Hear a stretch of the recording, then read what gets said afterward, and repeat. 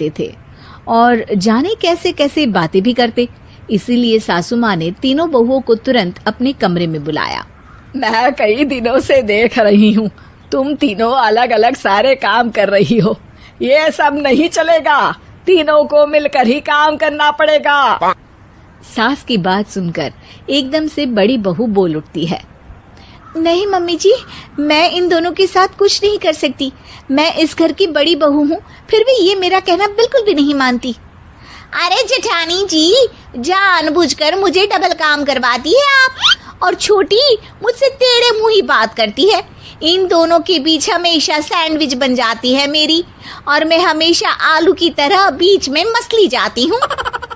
Mummy जी, इन दोनों को लगता है कि मैं छोटी हूँ तो इनके पैरों तले दब जाऊंगी, लेकिन नहीं, मेरा भी उतना ही अधिकार है जितना इन दोनों का है। बड़ी आई दोनों मेरी चुगली करने के लिए, मुझे क्या कम समझ रखा है। तीनों बहू एक दूसरे से बहस करने लगती है और सास दोबारा ये देखकर टेंशन में आ जाती है और सबसे कहती है, चुप हो जाओ, अब से तुम तीनों सारे काम एक साथ करोगी, आंख बंद करके एक दूसरे की बात सुनोगी। तुम तीनों इस बात को गांठ बांध लो, वरना अगली छुट्टियों में तुम्हारा अपना मायके जाना कैंसिल। सास की बातें सुनकर डर के मारे तीनों हामी भर देती हैं। जी मम्मी जी, मैं समझ गई। हाँ मम्मी जी, जैसा आप कहें। आप जो कहेंगी मैं वही करूंगी। तीनों बहू सास की बात को गांठ बांध लेती है और वादा करती है कि अब से सारे काम वो तीनों एक साथ मिलकर ही करेंगी। ये सब देखकर सास खुश हो जाती है और वहां से चली जाती है। नीचे जाकर वो देखती है कि घर में शर्मा जी आए हुए होते हैं। सास जोर से आवाज लगाकर कहती है, अरे बहू, जरा चाय बनाकर तो लाना, शर्मा जी आए हैं। सास की बात सुनकर तीनों बहू तुरंत किचन की ओर भागती है और चाय बनाना शुरू कर देती है। मुझे तो एकदम मसाले वाली कड़क चाय पसंद है, तो हम शर्मा जी के लिए मसाले वाली चाय ही बनाएंगे। अरे नहीं दीदी, गर्मी के मौसम में मसाला चाय कौन पीता है? मैं तो शर्मा जी के लिए इलायची वाली चाय ही बनाऊंगी। ये कैसी बात कर रही हैं आप दोनों? मेरी मम्मी ने सिखाया है कि मेहमान को ज्यादा दूध और शक्कर वाली चाय देनी चाहिए, वरना वो घर वालों को कंजूस समझते हैं। तो मैं तो शर्मा जी को ऐसी ही चाय दूंगी। तीनों बहुएं अपने अपने तरीके से चाय में शक्कर, मसाला, पत्ती सब डाल देती है। उबलने के बाद तीनों मिलकर चाय बाहर लेकर जाती है और शर्मा जी और सासू माँ को देती हैं।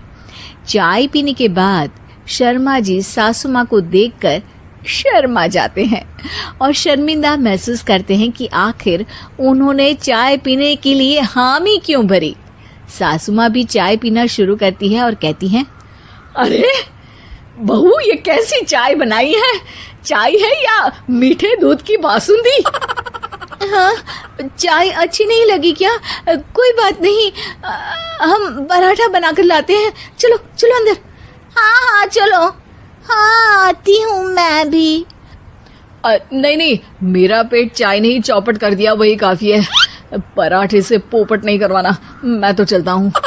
शर्मा जी चुपचाप पतली गली से निकल जाते हैं। अगले दिन सास बहुओं से कहती है, अरे बहू, जाओ जाके ऊपर के गेस्ट हाउस की सफाई कर दो।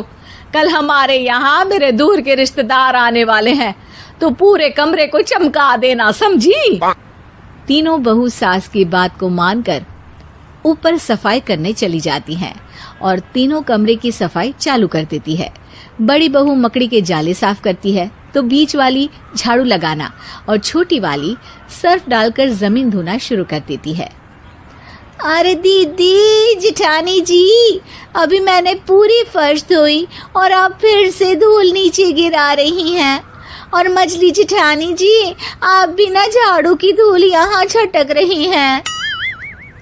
अरे तीनों को साफ करना है, एक साथ सफाई करते हैं ना।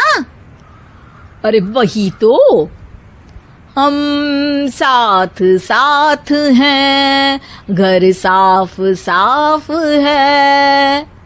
तीनों बहू ऐसे ही काम में उलझ जाती है और 2 घंटे तक एक ही कमरे की सफाई करती रहती है।